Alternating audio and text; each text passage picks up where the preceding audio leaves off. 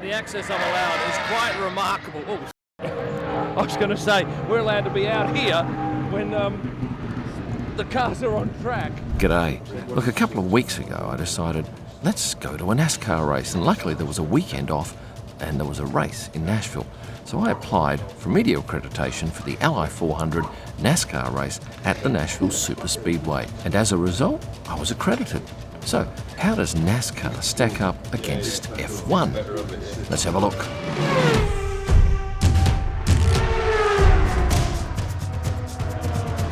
Do I have to show you this? Yes, but I have a feeling you're probably going to be next door. Right, smells good in there. Yep, you're in the trailer Thank next you. door. I have my essential Kim Elman pass here, which has to be hung around my neck, and I don't have a lanyard, but I'll find one. And with F1, we get a sticker for our car for all 4 days, but with this, we get 3 separate tags to hang on our car.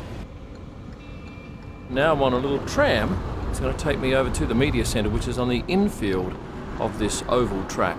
I've been at the track about 90 minutes, and it is a completely different atmosphere, obviously, to F1. I know it's early days yet. Oh, here's Dale Earnhardt Jr. Let's go and have a chat with him. 40 cars being on the racetrack in very close proximity to each other, running a track like Nashville, where we're at today, running 2, 3 wide for lap after lap through the corners. That would be quite a different contrast from what they see on the road courses with F1. The biggest following is Chase Elliott. Chase Elliott is the son of one of the most popular drivers the sport's ever seen. Well, one thing I didn't realise is that in order for me to get out here onto the pit road, which I think is remarkable that we can even get out there and photograph, I need to wear long pants.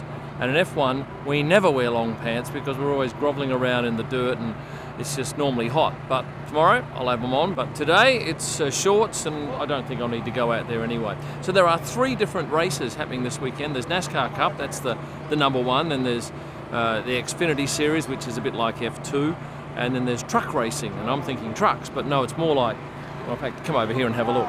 This is the truck. In terms of corporate hospitality, there's a handful of mobile homes with great setups right behind pit lane. We've got this for tonight, which would be the truck race, the Xfinity race tomorrow, and the Cup race. This is all Loves provides all of this to our customers. Behind me is the media centre here at Nashville Super Speedway. I've already checked in, got myself a desk, had a little bite to eat for lunch, and now it's just wandering around and getting a feel for what is going to be quite a different experience for me. And what the garages look like for the teams, well, behind me is an example here. A little bit different from F1, obviously, where the cars are parked in pit lane. Pit lane's probably 120 metres away, and the cars are wheeled out for each session. A typical F1 race will see cars in maybe twice for a pit stop. In NASCAR, it could be 8 times. And of course, you can refuel, as you can't in F1. As all of the drivers stay in motorhomes here. No one is driving from the city out to this track, which from the centre of Nashville is about a 40-minute drive. Behind me are a whole row of haulers, each one with a car inside, and at some point those cars will be taken out, and these are their actual garages out the front of the hauler. And the interesting thing is, fans can walk right amongst it as it's all happening. A thing that you won't see at Formula One is motorhomes backed right up to the outside of the track.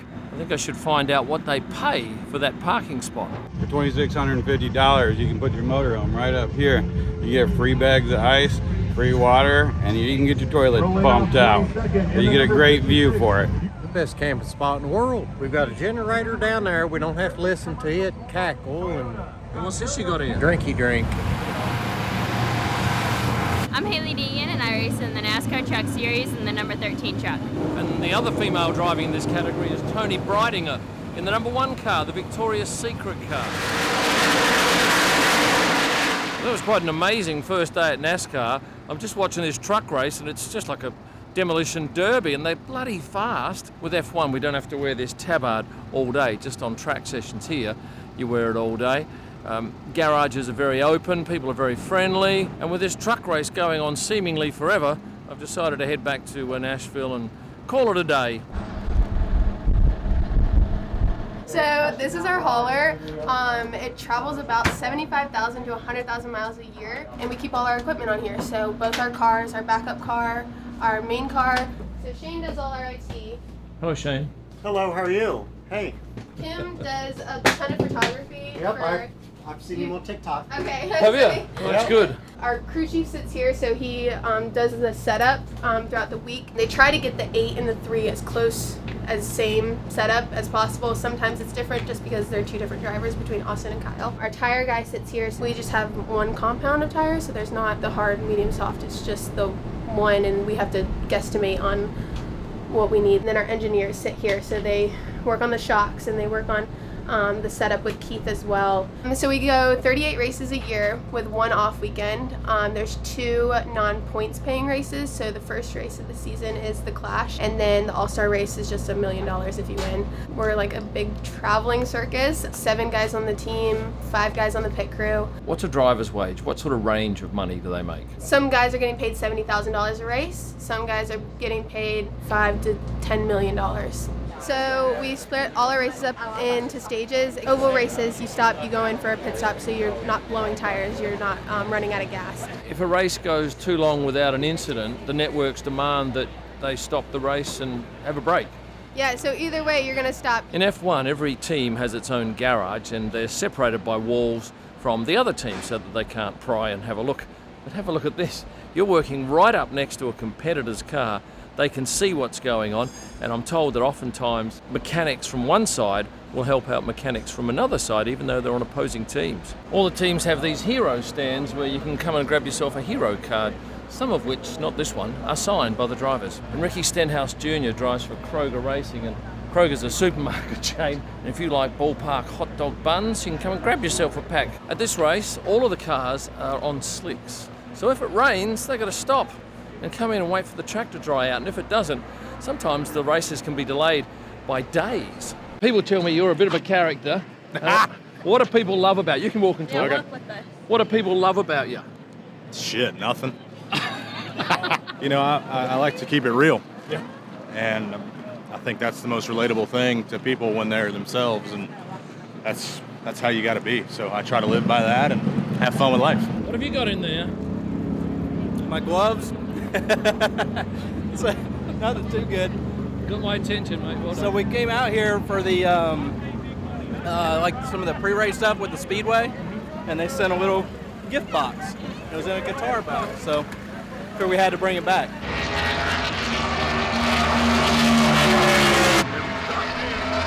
Michael, what made you buy a share in a team? I grew up watching it. Yeah. You love it? Oh, I love it. Yeah. Qualifying's a bit different here. They go out in 2 separate groups, and the top 5 from Group A and the top from Group B then go out and play off for the pole position. It's about 90 degrees out here today, and you have to wear long pants. Behind me is Denny Hamlin. He's the driver of the number 11 car, and he is wearing Michael Jordan emblazoned logoed shoes. And his race suit has the Jumping Michael logo because he is part owner of the 2311 team. I'm the only non-American racing full-time in the Cup Series right now. You know, I moved to the United States 11 years ago without speaking English, without friends, and the first few years it was very difficult. You know, just trying to open a path that really didn't exist. But right now I feel like it works on my favor just because, you know, the Drive for Diversity program that NASCAR has. I have different programs to bring Latinos to a racetrack that, I mean, really, I'm the only one that can do it since I'm the only non-American and the only Mexican driver in the sport. Can you describe the feeling of a race start in this sport? Because the cars are all so close together. You know, we have all these bumpers and the cars, they can take a lot. And, you know, drivers, we take advantage of everything that we can. So it can be a little bit too physical at times, but I love it.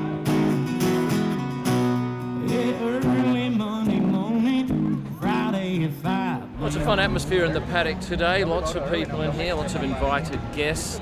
The hospitality suites, well, they're not really, they're engineering motorhomes really with an awning that does provide some shade. We've got a guitarist back here providing some country and western music, and today's winner gets a guitar as the trophy. Yesterday, photographing Michael Jordan, I couldn't believe the number of security people and entourage he had, and all of them obviously were wearing Michael Jordan Nike shoes. But my shoes at the paddock post earlier this week featured pretty much all cowboy boots.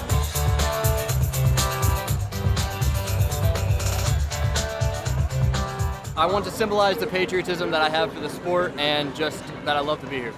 I'm local, I'm from here, from Nashville, so it's nice to be out. This is the second NASCAR. They haven't been here that long.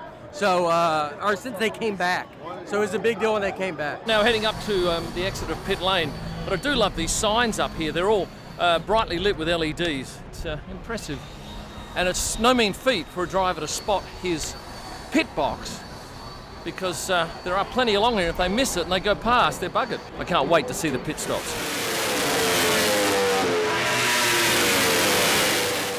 Here's the thing, all the cars have slowed on track. That's because there's a forced pit stop. They have to go a number of laps before they come in. And here they come.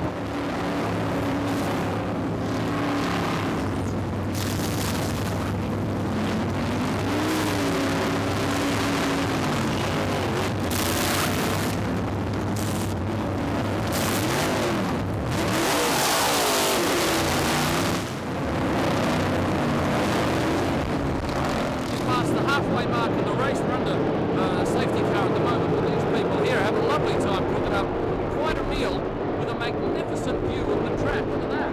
We're 185 laps into a 300 lap race, and once again we're stopped for well, we haven't stopped, but we've slowed for a few laps under caution. Then there'll be some more pit stops, and then we'll race 115 laps, well, whatever's left, to the flag for a winner tonight.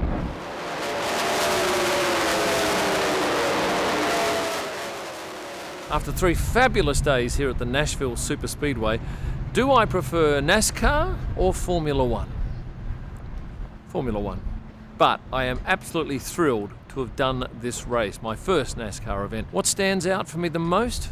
Well, it's the ringing in my ears because I used just simple soft plugs. I really needed the enclosed headphones, but the ringing will disappear in a couple of days, but my memories will be with me for quite a long time. Thoroughly enjoyed shooting it. There were some great photos to be had and a very passionate crowd. And I can tell you that 90 minutes after the race is finished, almost half of the teams have got their haulers and headed home. If you've enjoyed this video as much as I have enjoyed producing it, now's the time to give it a like. Please subscribe if you haven't done so. And you'll find all of my digital images at prostarpics.com, including all of these from Nashville. I've also produced a new NASCAR photo book for this race. So head to kimillman.com where you'll also find a range of F1 photo books, wall art, merchandise, and signed prints by drivers and team principals.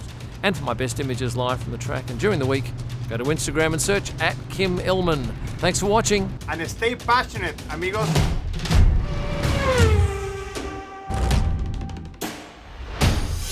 And quite frankly, I've had enough. I don't need to see the end of this truck race, but I'll be back tomorrow. It's loud.